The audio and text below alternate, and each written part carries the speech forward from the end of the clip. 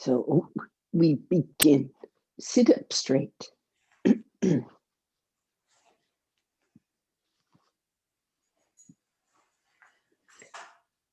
So focus yourself on the ground. The only way to stretch up is engaging with that force of gravity. You have to engage it in the act of stretching up away from it. You have to, I say engage it because it's hard to know what the verb is. There is an engagement of muscle to make better contact with the ground, but you weigh the same amount whether you're consciously pressing the ground or just lying, sleeping on the ground. You're the same weight. The ground registers you the same way, but you register the ground differently when you engage with it. Body, mind, senses, even the breath.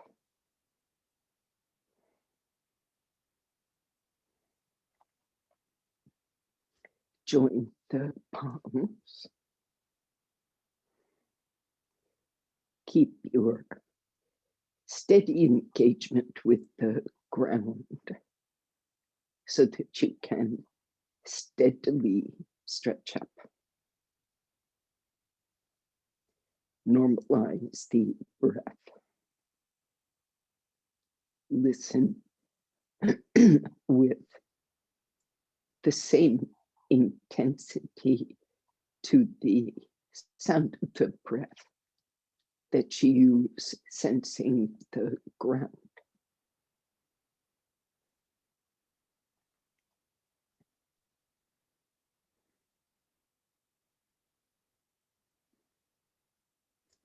In this way, pay homage to the practice of yoga and to that root teacher, Patanjali. Bow your head.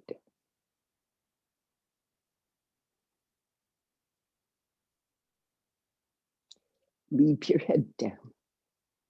Release your hands.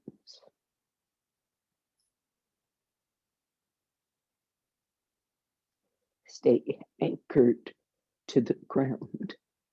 Raise your head. Open your eyes.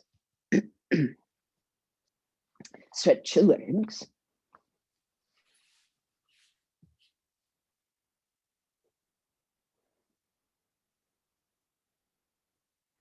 Change the crossing. So the other shin comes in. Second crossing. You got your comfortable crossing, the one you just took automatically coming into class. This should be the uncomfortable crossing.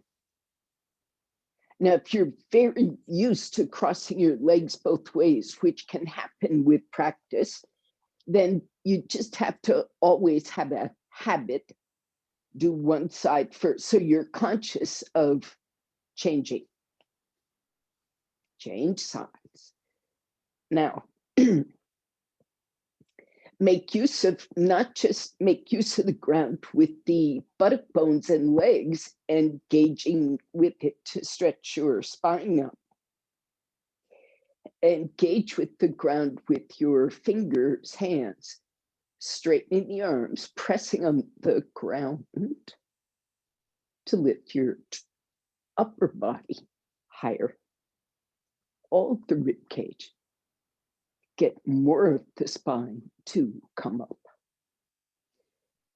Get more of this shoulder girdle to press down. So shoulder blades on the back. and push down with the express purpose of engaging with the ground, using that support of the ground to engage your muscles, bones, to lift that chest more. So you can feel how your interaction with the ground is a support. Now, press the buttock bones so firmly into the ground that nobody would notice. There would be no shrinkage as you lift your hands off the floor. So your spine and trunk have, how should we say, go back to the floor, push down, get some more lift, scoop up a little higher. So you've taken this arm support to lift your chest. Now you find a way internally to maintain that lift without that same lift, not lose the lift, but have no arms. This means, doesn't mean you've removed support. At this time, it just means you have shifted the support more firmly to this central trunk. You gave yourself extra lift, and then you took over. But you're still using the ground to lift your trunk. Now keep that. Stretch your arms up. Way up. Come down. I'm going to have you stay again. But this time, press the palms, lift the trunk. Take all that's, incorporate all of that support. Raise the arms up. Stretch up taller. Use your arms to pull your ribs up. It does not change your weight on the floor. Engage with the floor. Pulling up doesn't stop you engaging with the floor. Exhale, come out. Now, get a strap. Tighten the strap to about shoulder width.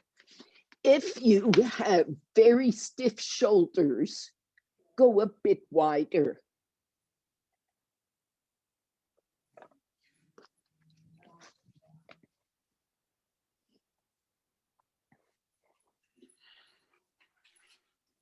The idea is you want your arms parallel, supported by this strap.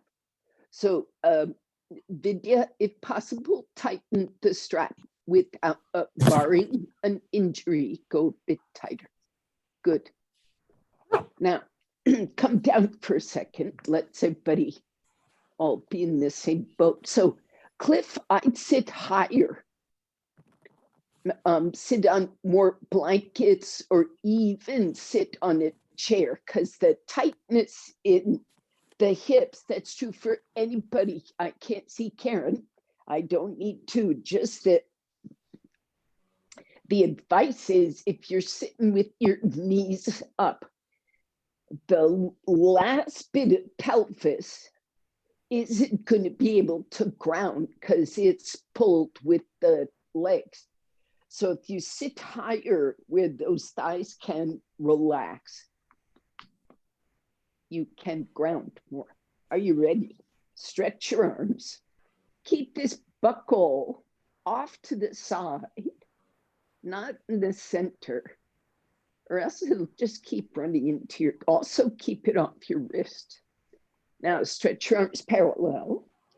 Sit on that ground. take your arms up.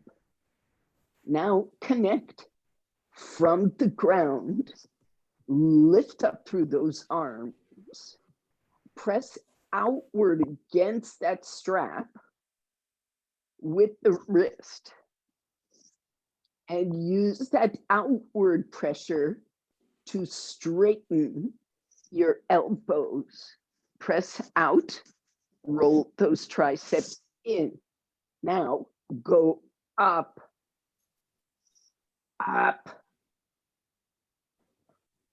Turn your palms, push up, and release, come out. So Uma, also maybe a little bit tighter on the strap if the shoulders permit. Stretch your legs. Change the crossing back to the first one, right? We're just alternating once again. So change from where you were last time, change the crossing. Sit straight. Use those palms. Use those legs. Keep your thighs down, buttock bones down. Pull up height. Take that strap again with the belt to the side so it doesn't. Okay. So stretching your arms straight, look down the length of those arms and see that this inner wrist, when you're pressed on that strap, the inner wrist comes straight back to the shoulder, and both of those inner wrist lines are parallel. I'm not thinking of the elbow, but the shoulder joint and the inner wrist about the same width. Okay. Up you go. Press down, stretch up, turn your palms. Stretch your elbows fully. Now, this belt support is also support like the ground. But it's not, it's a different kind of ground. Stretch up. Release, come out. That strap is a stable place from which you can move. And in that sense, it's a ground and a support. Now, Adho Mukha Virasana, toes together, knees apart. Just sit first in the Virasana part with whatever support you might need underneath your buttocks to keep your knee safe or prevent. Well, there's two reasons for taking that blanket support. And one is that the buttocks don't rest on anything. They do not have a ground.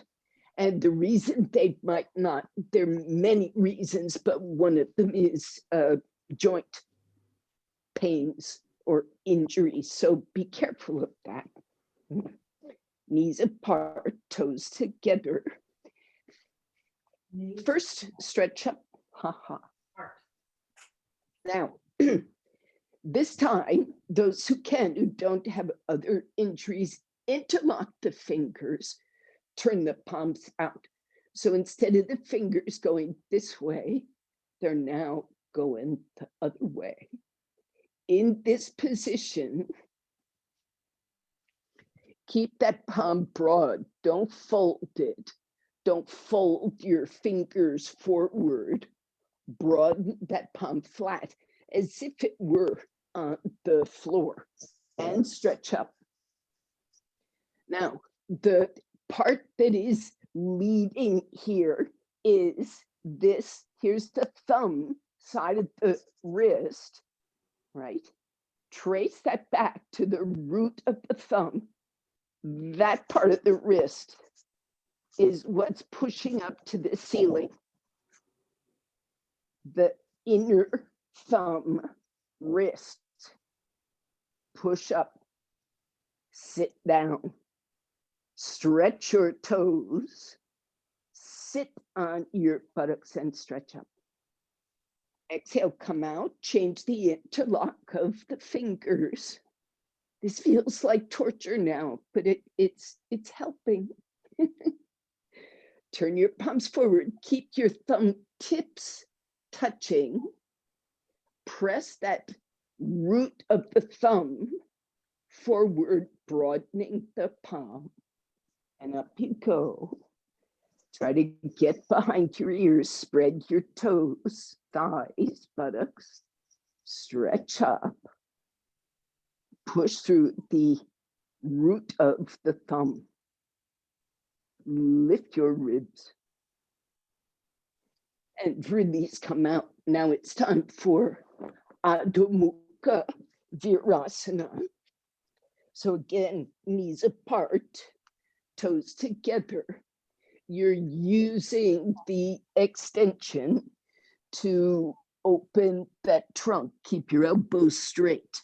Now, showing sideways.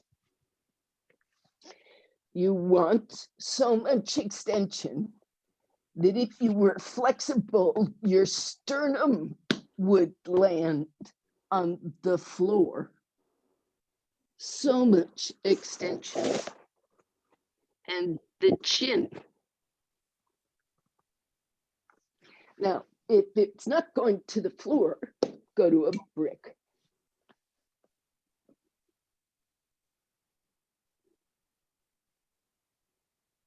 The chest won't go to the floor, but the chin can take some support. Look, here's a very tall brick, so the picture is clear.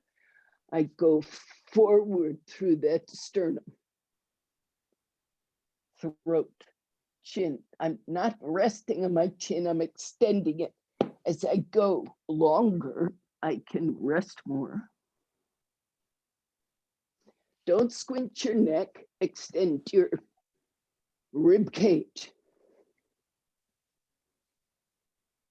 Now, release, come back up sitting.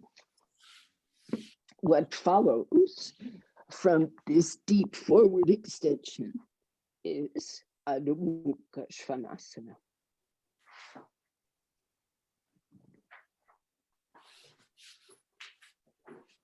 She's the most beautiful one I've ever seen. Up you go.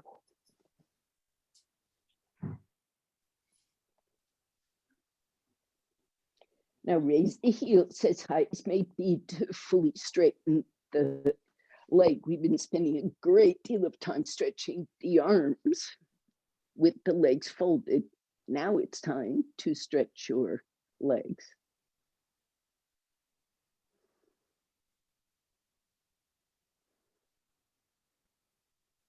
Raise those heels, Uma. Raise your heels so those thighs can move back now. Back. Yes, you see there's more length in the trunk happening. I'm rooting for that. Good. Walk forward to Ardha Uttanasana with the feet apart. Maybe you take bricks underneath your hands in order to be able to straighten those legs. Thighs back, trunk long, arms straight. Now, inhale, come up, press weight to the heels, make your hips firm, stand up. Now I'm gonna clean up my spot a little bit and get ready for a standing pose or two. So if you need a chair as a support for standing poses for flexibility or balance reasons, make that chair, get it available. If you use bricks, if you use a wall to lean against for support, because we often spend time in poses. So for any of these props, have them, get them ready and stand.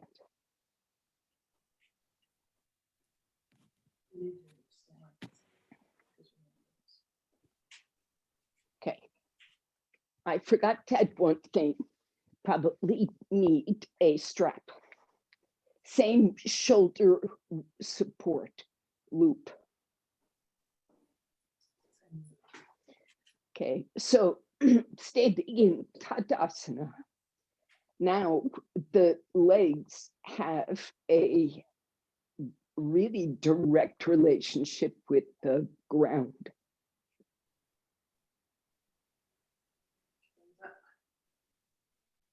So stretch to that ground, engage with the floor.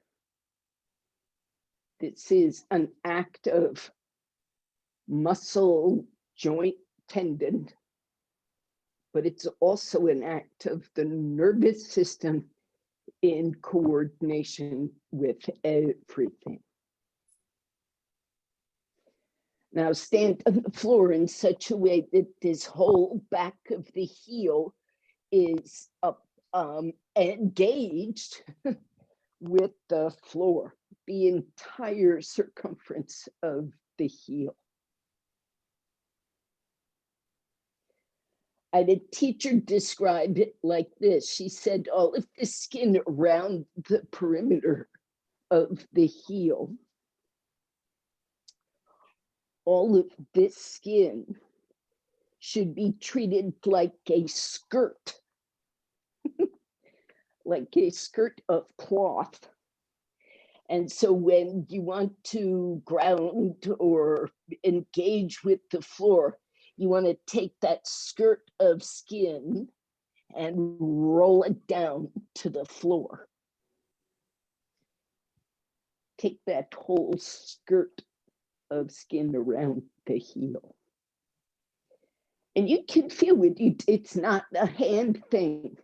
I was just pointing with my fingers. It's a nerve thing and a muscle thing.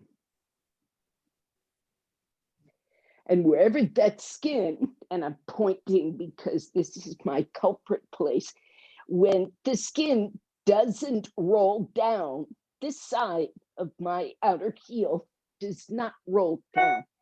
This side rolls down too well. I mean, really, this side, I'll find myself just sitting there rolled on. That's like almost its natural state. But the inner heel doesn't press, right? Maybe you're noticing this about your own feet. That skirt is not the same length on all sides. This is a differential engagement with the ground. You're using the support of the ground differently between this part and that part. Make even engagement with the ground.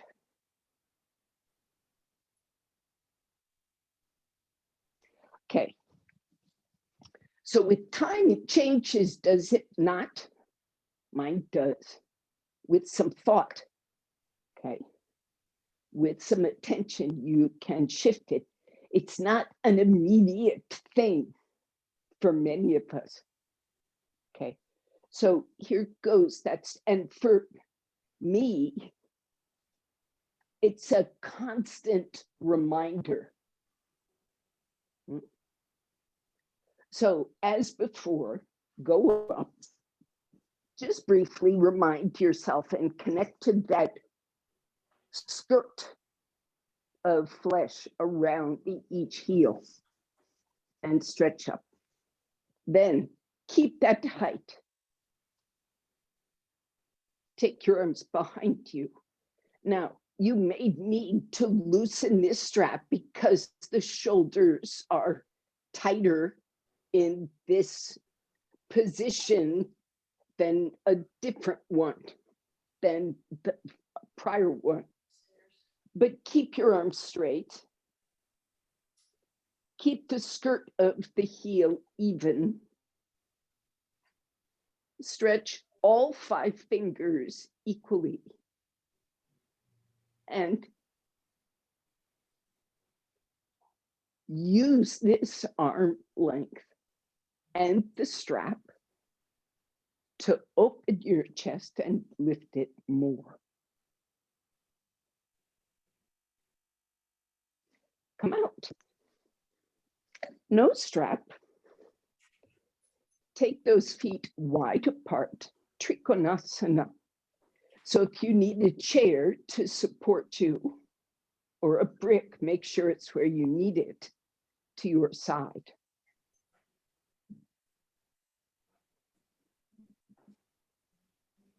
Now, the skirt of the heel needs to find the ground, inner and outer. Back thigh from the root of the leg. Now stretch the arms, lift the trunk, turn the right leg to the right. Trikonasana. Keep the skirt on those heels firmly on the floor. So you may not come down as far as usual. You may in fact find that it helps you, it always helps me to widen my stance slightly. And I guess when the legs are flexible, a longer stance helps. Now reestablish that heel. Lengthen the trunk away from the even heel. Stretch your arms. Raise the top arm up. Now, put some kind of imaginary strap around this top arm that gives it something to remind it of its extension.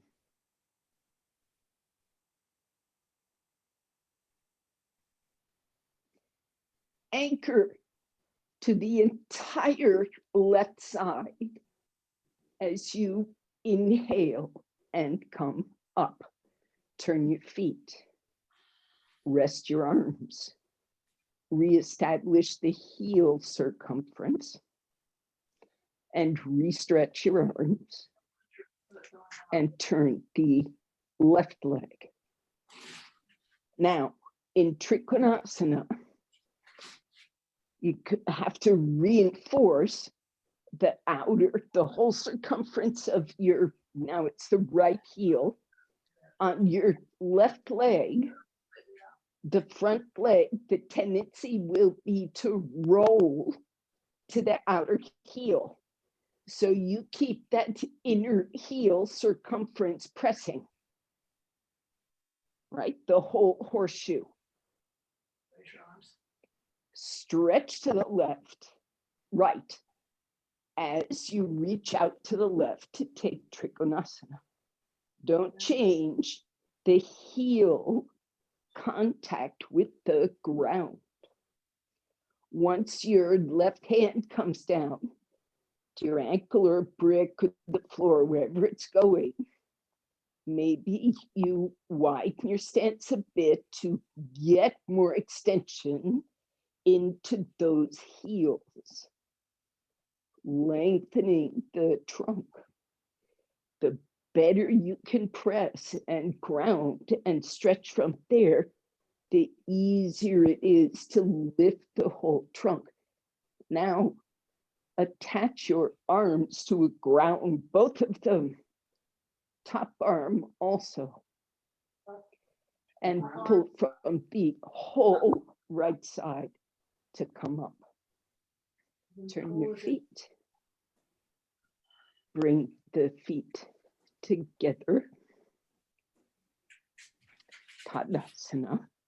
And go back to that horseshoe of the heels. Whether your feet are together, your feet are apart. So then we're going to take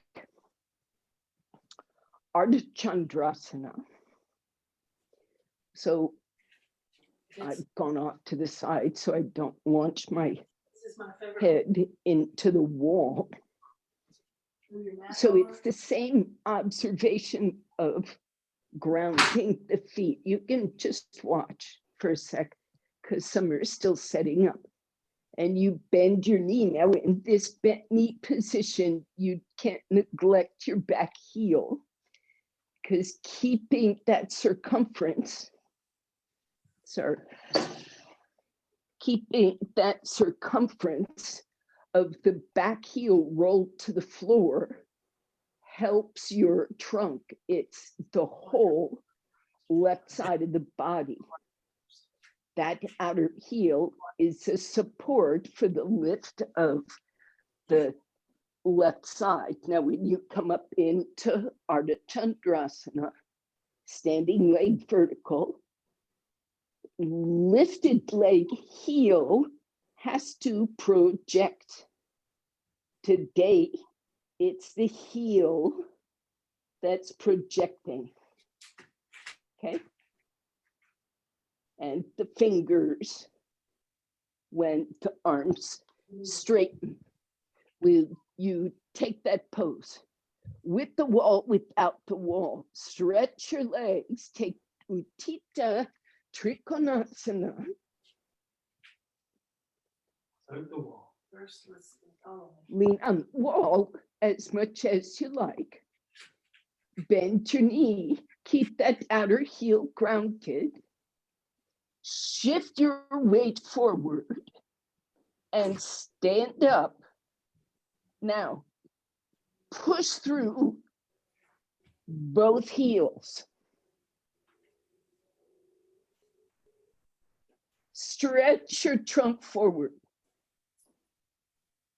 Lengthen that top arm away from your skull. Then it might go up. Now, if you're free balancing, use that ground. Penetrate deeply into the ground. Now, release, come out. Try to come back the way you went in. Stand up, turn the feet. Now you have to shift to get side two.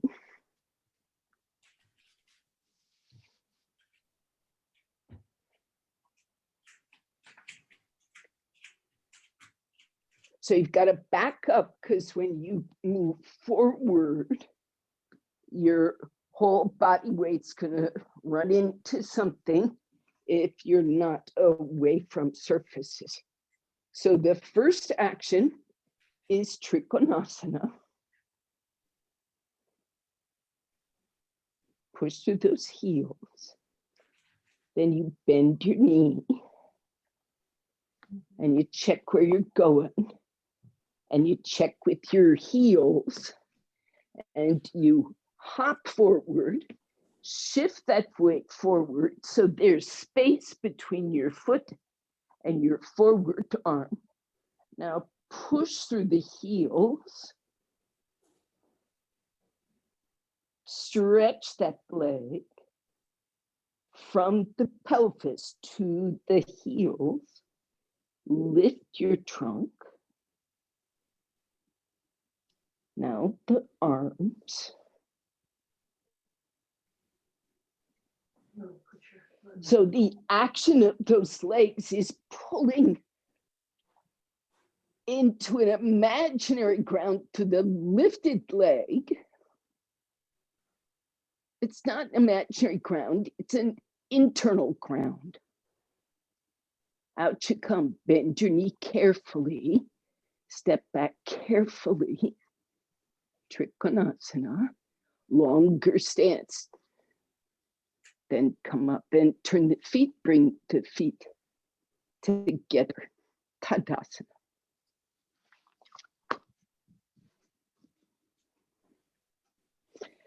So this heel circumference gets important when it's always important in the sense that the ground is always important. Contact with the ground. Until you are an enlightened master and you can levitate, everybody needs the ground. And even, I suspect, I haven't levitated yet, but I suspect that those who have that skill, they have first mastered their relationship with the ground and with gravity. Before you can be free of it, you must know it, understand it. Ignorance is not freedom. Right foot forward, left foot back. Now I go near a wall. It's not necessary, but it can help. If you go close to a wall, let me change that. If you go too close to the wall, the drawback is that your heel skirt will be jammed against the wall and it can't roll. It's just jammed. But if you get just barely away from the wall, we're back at that 1/64th of an inch business, and roll, you will roll that skirt into contact with the wall. So when you're really engaged, that's when you touch the wall. And so it's not a reminder of the ground. It's not a substitute for the ground. It's a reminder to keep rolling and anchoring. Front leg also. Now turn, face forward, face your right side, and stretch into that left heel. And the more and more and more you are stretching into that back heel and rolling that heel skin down, the more you work that way, the more and more of your body is being recruited into that effort. Normalize the breath and take the arms up. Stretch up. Roll both feet, heel skirts down. Stretch up. Release, come out. Change sides. So turn your feet or step carefully forward and change sides. 1/64th of an inch from the wall, or just free out the room. Both heels, the skirt rolls down. Back heel takes a lot of attention. The whole front body doesn't arc back, but it moves to the back of itself. It goes back. Up after you push down. It goes back to get to the back heel, and it goes up after you roll the skirt down. Take your arms up, lift up, make the most enormous arc you can from the skirting of both heels. Raise that trunk. Now measure that heel circumference and its contact. Don't be rolling one way or the other on either heel. And release, come out. Okay, so next time we're going to bend the knee, the front knee, and take Virabhadrasana 1. It's a more complete pose. So Chaya, keep it up there, but you got to change sides. Go back to the right side. Wait, everybody come out, be straight. Let's be formal. If the wall was useful to you, and it really helped your mind stay anchored into straightening the leg and rolling that heel down, if that was useful, then use it. It requires a little more fussing in this setup. If you're working away from the wall, separate the feet, take the arms up, turn to your right. Now you repeat the prior pose, rolling the skirt of the heel down, front body to back body stretching, turn those ribs to face forward, reach up, use this imaginary strap on the wrists, and bend your front knee. Keep reaching back through the skirting of the heel as you bend your front knee. Inhale, come up, turn, rest the arms. So that's great, but Chaya, longer stance, I'm sure it'll work for you. Change sides. So if you must, shift around for this wall, do that now. Take your arms up, turn left. Roll the circumference of the heel down. So this front body to back body is also neurological, front brain to back brain. Not just go to the spine and stretch up, but go to the back of the brain and stretch up and anchor that heel. And exhaling, don't lose that circumference of the heel as you bend your front knee. Push that back heel down. Good, Chaya. Longer stance works. Good, good, good. And inhale, come up. That looks great, Cliff. Long, straight legs. Turn the feet. Bring the feet together. Now, after a pose such as that, which is, I was doing this also this morning, and I was explaining that Virabhadrasana is a character who is a supernatural warrior with 1,000 arms. So imagine you've just gotten through doing your Virabhadrasana 1. Imagine your Virabhadrasana with 1,000 arms, and you need to take a break. So your 1,000 arms are arrayed here so that your trunk and your heart can rest. Then all those 1,000 arms fan out and you go far forward. So you've got some arms over here spreading, and you've got some arms over here spreading, and a few more all around the circumference. So you pick one place, your 2 of your 500 arms are going to go. Go forward, rest your 2 palms on the floor with 2 straight arms. Take all the weight of the trunk there, and then extend forward. But imagine that your arms are many and they're helping you spread and lengthen.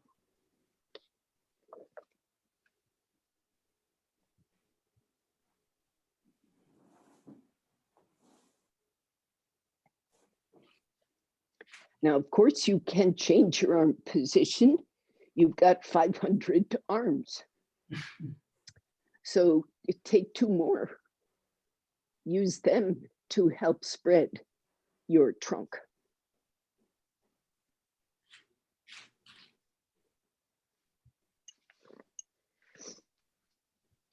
Take 2 more, bending those 2 elbows so you can draw the shoulder blades wider.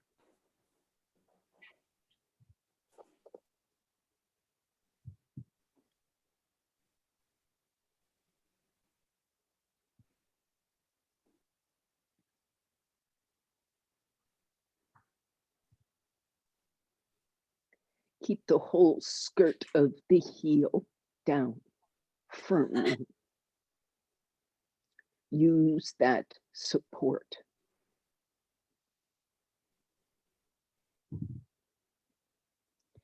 Yes, Shaya, it changes actually where your foot may place on the floor, how you, it's going to be influenced by how your whole leg interacts with the floor.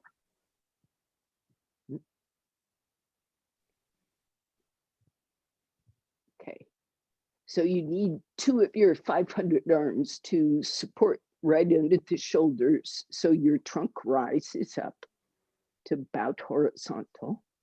Then, if necessary, those feet come together before you stand up. Otherwise, as you are, from the hips, from the heels, stand up and join the feet together.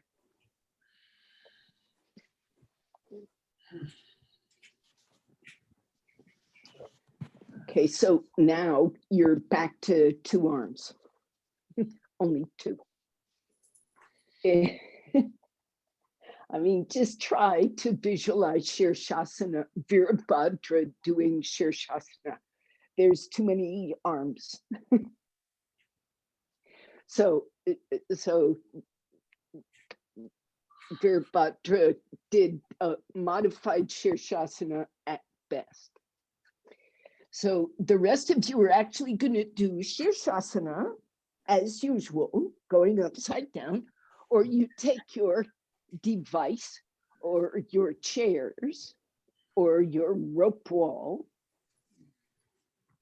And those who are simply preparing should not, for whatever reason, go up. Your preparation is really, let's just say, a concentration practice on your relationship with the ground. Your ability, without putting weight on the head,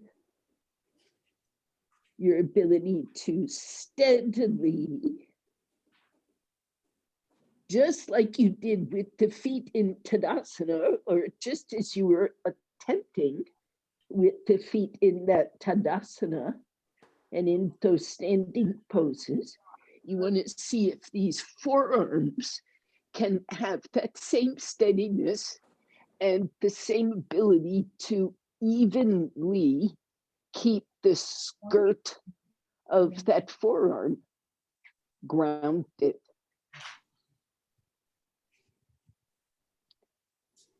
And from that engagement with the ground, can you stretch up just as you do when seated? Now, there is no requirement to go upside down. If there is vulnerability in the neck.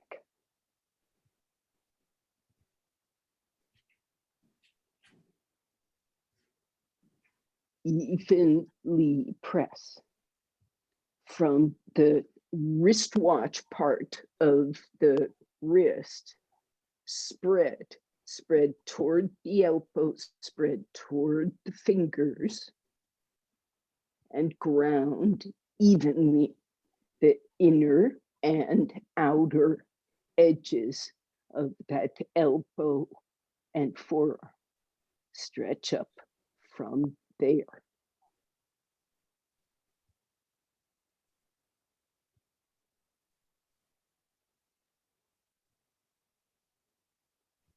Keep the neck long. Normalize the breath, that is to say, connect it.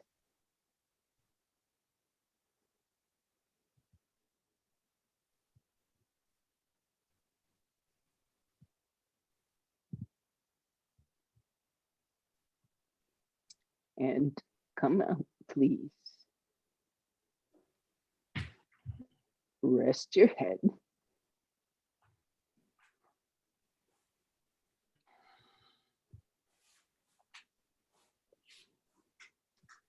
And then take Adho Mukha Svanasana just as a way of sorting shoulders and neck.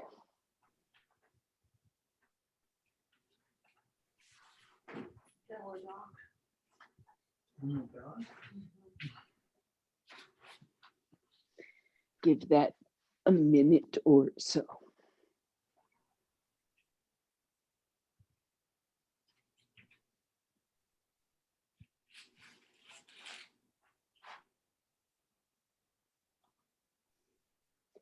Then come out.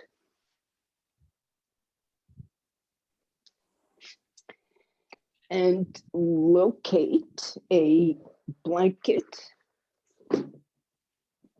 or two. So here's a blanket that I'm going to fold up so that it makes a height big enough for me to sit on and tuck my feet off to one side and be almost level in the hips.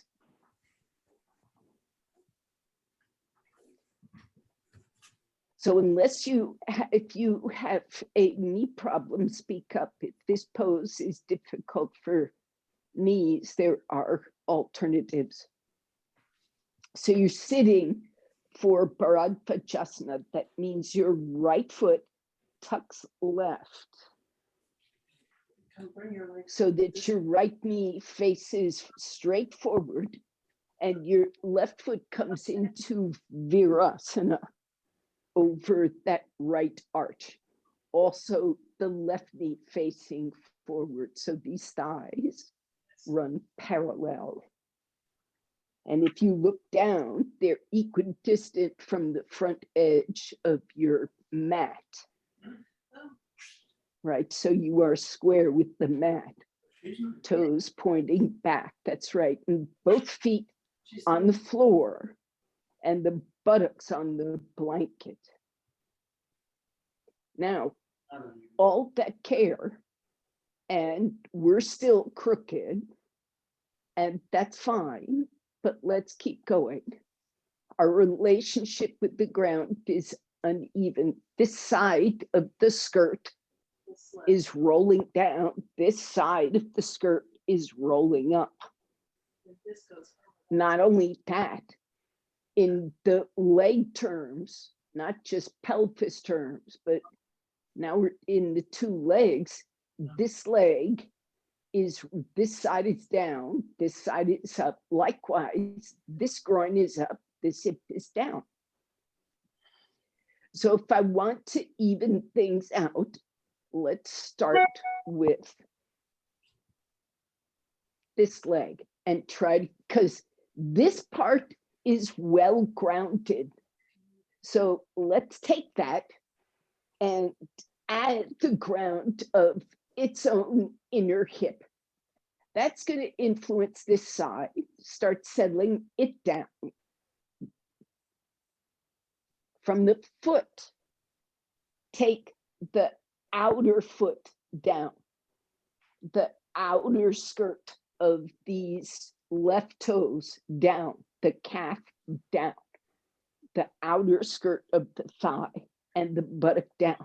So this leg is rolling that way. This leg is rolling that way. It's just like in Trikonasana, when your front foot was rolling to the outer heel, you rolled the inner heel down. Can you move this over a bit? Roll. Now, that's just passive stuff, rolling and then letting your weight hold you. Now, actively through this lifted side, the left side, actively engage that buttock with the floor. Push that buttock down. When you were sitting in swastikasana, you could push that buttock down. Sitting in virasana, push that buttock down and turn. Away from your feet. Turn away from your feet. No.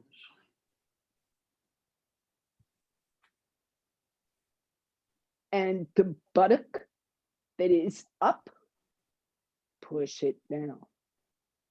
Roll that fleshy skirt of the buttock down.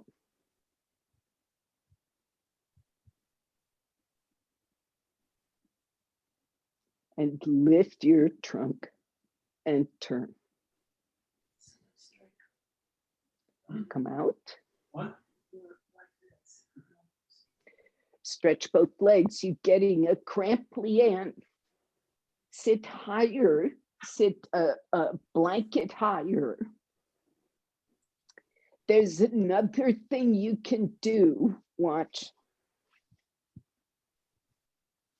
So instead of sitting like this, switch feet.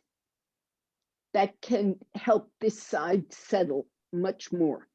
And the way it does it is it grounds this shin, which makes this thigh ground, which gets rid of the cramp here. Try it quick. The rest of you, side two, done if possible. This, well, did you try side one, Leanne, just for the comparison? We have time. Yeah. So you observe your crookedity and lopsidedness.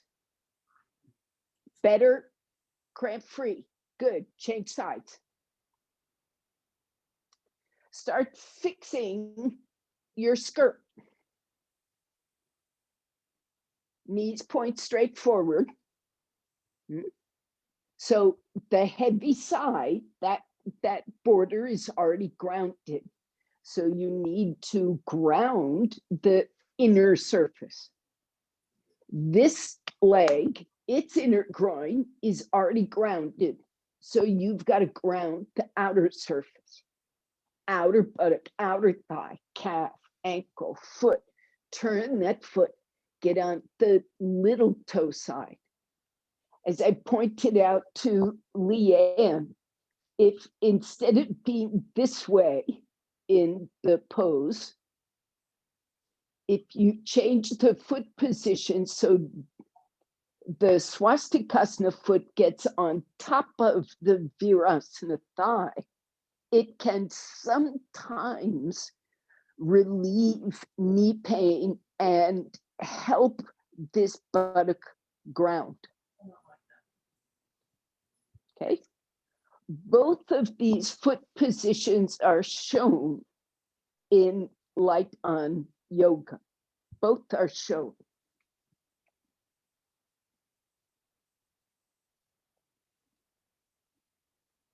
Ground your skirt. Turn.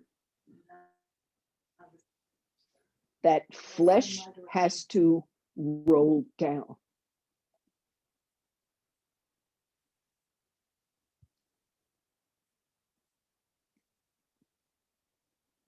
Stretch up, turn.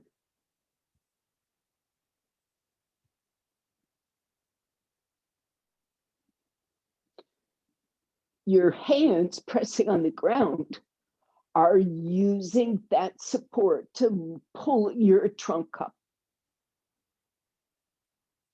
And the shins and feet and thighs, buttocks, are going down.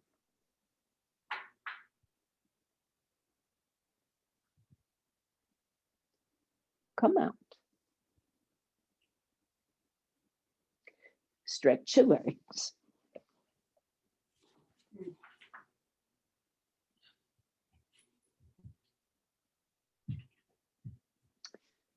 Repeat, please. Going back to the first side. Now you pick the ankle foot crossing. Method 1 is Virasana ankle on top of Swastikasana ankle. Version 2 is Swastikasana on top of Virasana. I'm going to give you that option, and I will say I'm a kind teacher for giving you that option. Not all teachers give you options, but you need to experiment. This is your practice. Okay. So whatever foot position you pick, work on getting the whole circumference of the hips grounded, engaged with the ground, both feet engaging with the ground, both buttocks engaging. Lift your arms up. Pull up tall. Keep your buttocks grounded. Pull up tall. Buttocks grounded. Now, keep that height as the arms take Bharadvajasana again. Go farther. Use the grounding of the arms against these knees, floor, blanket, wall, whatever, brick, to help you lift your chest and turn. Buttocks down. Groins down. Feet down. Spread your toes.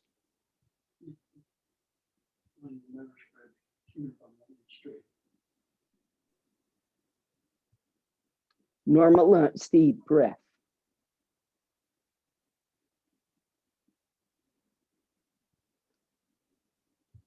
Come out.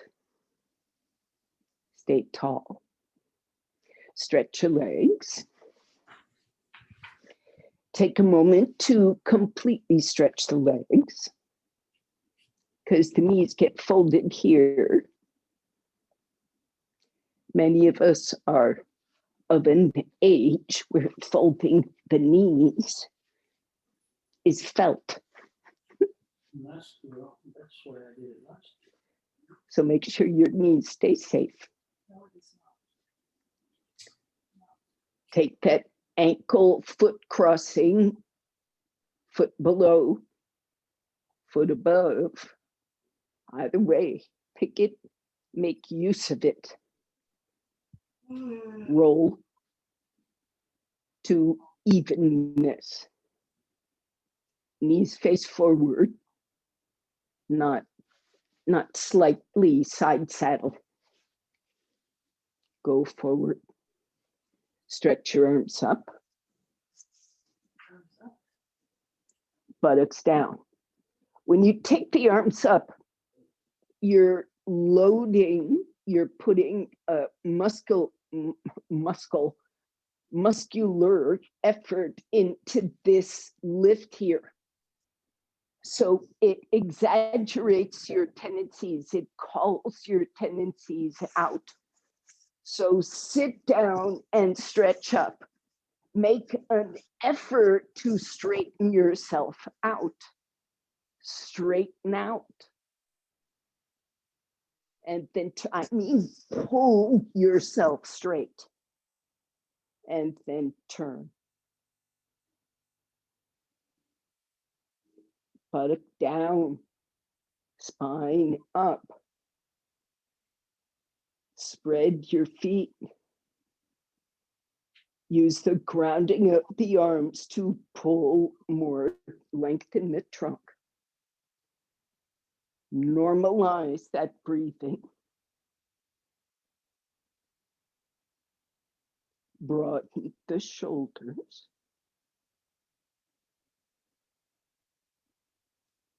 Keep using that exhalation to scour out the area.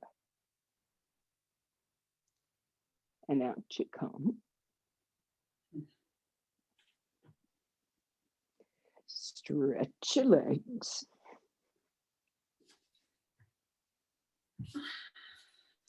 Now we have 10 minutes, and in that time, there's roughly 2 poses. There is Chatushpadasana, which is the active raising the hips, shoulders down. I'm putting a blanket under my shoulders. Chatushpadasana is this.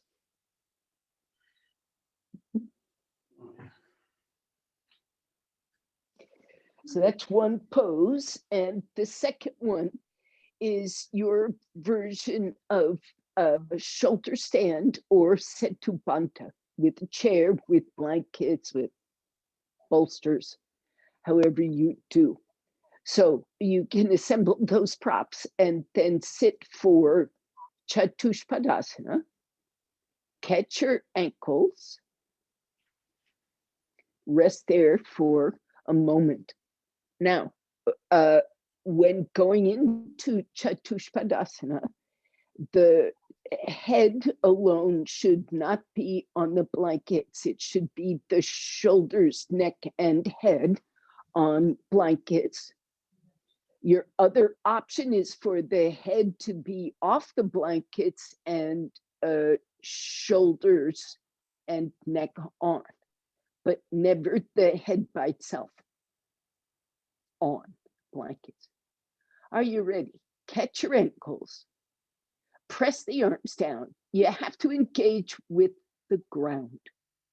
You have to use it as a support underneath those arms, underneath those feet.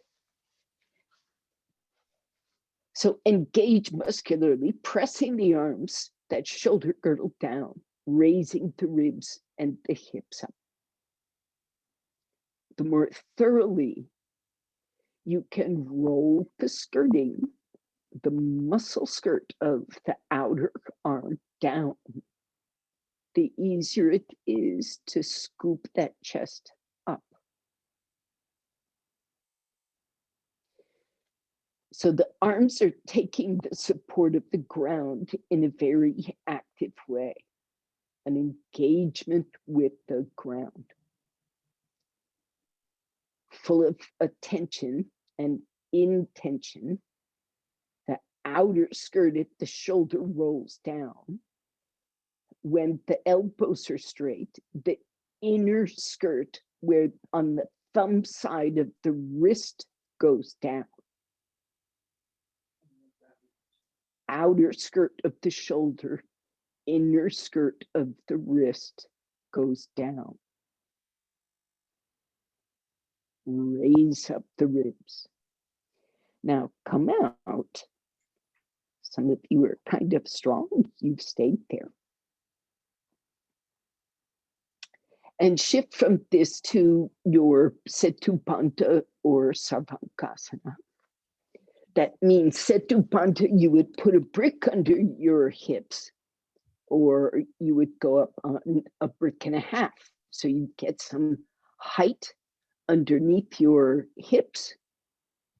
And if you're working in shoulder stand, you know how to do. I don't see anybody doing shoulder stand, so I'm not gonna speak to it just now. Again, shoulders, neck, and head. So Vidya, if you could move a little more toward your head on with those, the whole shoulder blade zone. There you go. Now you can actually push with those up arms and shoulders when it's time to raise the chest. So up you go. Ah, good, Uma. Now, what's nice is if the elbows can continue to interact with the ground. Yes. So Uma, if you had a strap, don't turn your head, but if you had a strap, if you come out and take a strap around your elbows, it will keep those elbows grounded on that blanket support there. So don't over tighten, just enough to keep the elbow on,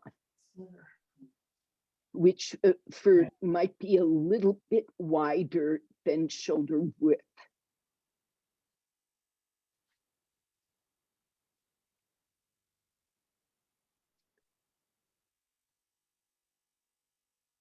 Good, try that.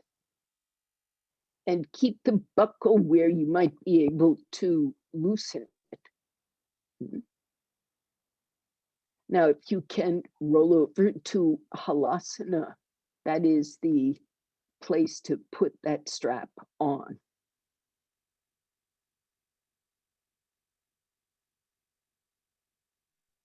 Yeah, stay tucked like that.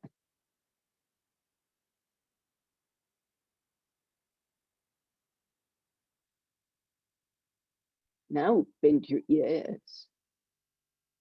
So if that strap is a little wide, the elbow rolls off the blanket. So you need a ground. The whole idea is keep that ground. Keep your interaction with the ground from elbow to shoulder.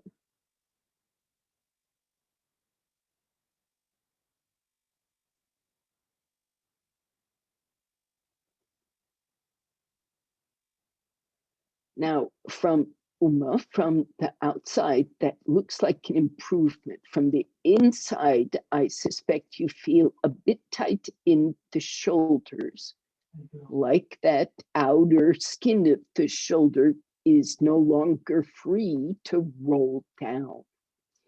So this is where many of us take halasana, where there's less weight on the shoulders, and we stretch the arms and work hard. Oh, it's changing anyhow. Yep, that outer skin rolls down and the legs come up. That's good. Outer in Setubandha, the outer arm skin rolls down and the ribs lift. So there's this interaction with the ground in the arms. In the neck and head, the interaction is extremely relaxed. The head just rests on the ground.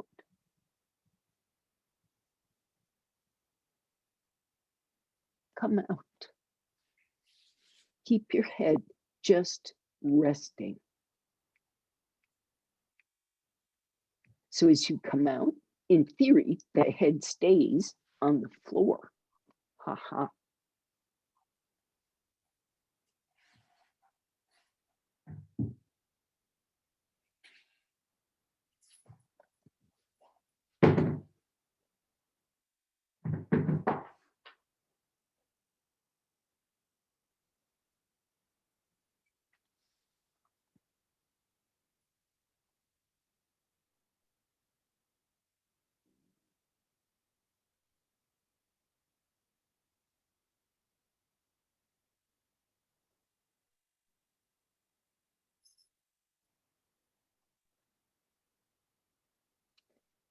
And now the floor is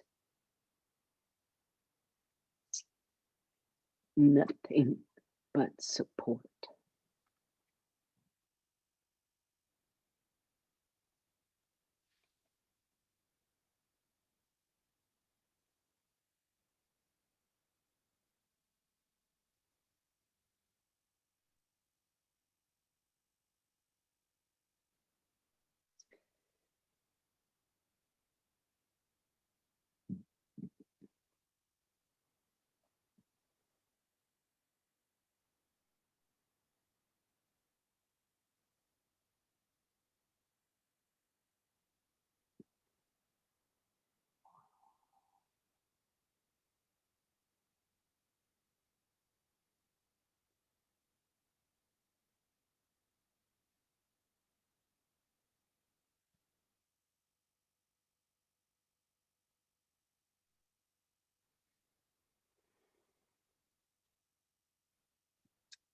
Surrender, let go, let loose.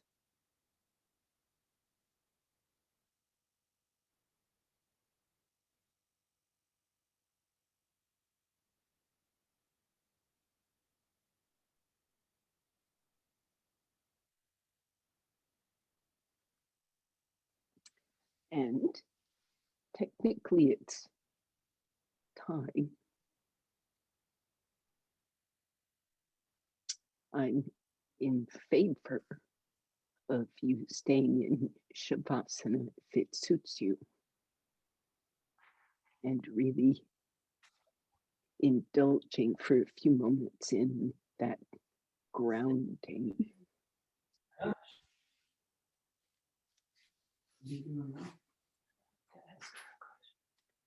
But I will sit up and say Namaskar. You don't have to.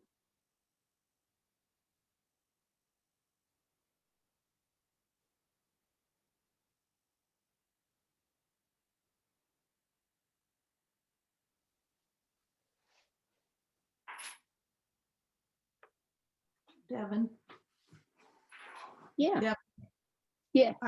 are you sending me a connection for tomorrow? I will send you the connection. Yes. Thank you. Okay. Yeah.